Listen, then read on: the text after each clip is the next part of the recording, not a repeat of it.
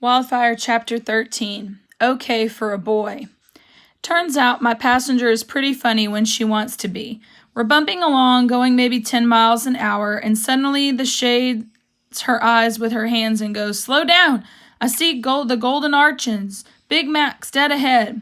For one tiny millisecond, I almost fell for it. "Gotcha!" she grins at me. "No way! Way! You totally believe me." "You're good," I admit. "Good enough for ice cream. I've been saving the last pint of chocolate chip in that cooler in the back." Her eyes dart to the back and I burst out laughing. She slumps in her seat. Great. I got away from fatness camp, but I can't get away from imaginary food. Fatness camp?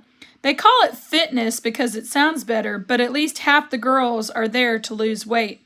"Can I ask you a question? Why were you out in the woods at night?"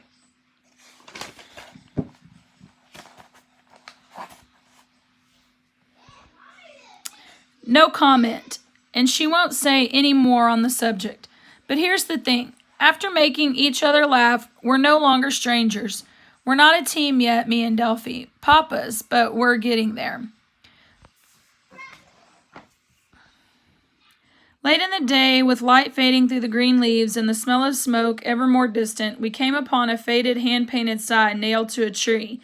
Piney Pond Cottage. Walk from here. Delphi says, if somebody's home, maybe they've got a phone. I really, really want to talk to my mom. It's a footpath, I point out, too narrow for a vehicle. But Delphi leverages herself out of the seat, grabs the stick she's using for a crutch, and hobbles past the sign. I'm nervous about leaving the Jeep alone. It saved my life, and my gut tells me to stick with it until we're clear of the forest, clear of the fire. I can't outrun a fire, and for sure Delphi can't. But I need a phone as much as she does to make sure my mom is okay and to get us rescued. So I carefully park the Jeep in a cleared space near the sign. This must be where the owners leave their car or truck and follow her down the footpath. The path looks like it hasn't been used lately. The undergrowth is so thick with ferns that it's like a wall of soft green waves on either side. Delphi is limping along so fast I can hardly keep up, and I worry she'll trip and make her ankle worse. "Wait up, take it easy." But she's real determined, crashing through the ferns and slashing her stick to clear the path, and then suddenly we're in the clear. A meadow slopes down to a white cottage on the edge of a small pond. There's a small rickety dock but no boat, and the shutters on the cottage windows are closed. Nobody home is my guess, but Delphi is determined to find out for sure. A screened-in porch wraps around two sides of the cottage, and she's up the steps and into the porch before I even get there. Darting around the old wicker furniture and peering through the glass on the front door into the dim interior. She rattles the doorknob, locked. "I don't think there's anyone here," I say. "There'd be a car or truck in that spot, right?" Sounding irritated, she turns to me. "Okay, Sherlock, I get that. Nobody's home, duh, but what if there's a phone charger in there or a landline?" I take a step back. She's taller than me and holding a big stick. She notices my reaction and her face falls. "Oh, hey, I'm sorry. I'm just hot and miserable and obsessed about calling my parents, okay? Delphi, I'm pretty sure there aren't any chargers in there." "How do you know that?"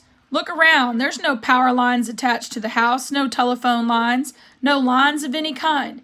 She hobbles down the steps and looks up at the roof line of the porch and cottage, her shoulders slump. This is so messed up. There are a lot of places like this in the backwoods, hunting cabins and getaway cottages that are too remote for power. Well, that's stupid. I shrug, not so sure about that. It's sort of like camping out, except with a real roof over your head. Summer only, I'm guessing, unless they come in by snowmobile. That lumber camp, it didn't have power either. "I hate this," Delphi says, frustrated. "Hate it, hate it, hate it, hate it, hate it." No, this is good, I insist. This is a great find, even without a phone. We're far enough ahead of the fire that we can hardly smell it, and besides, we don't dare drive a logging trail after dark. Too easy to go off the road. So we need a place to stay for the night. The porch is good.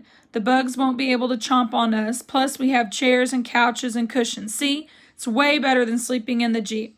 I'll go back for some food, and we'll have a nice supper right here on the porch. How about that?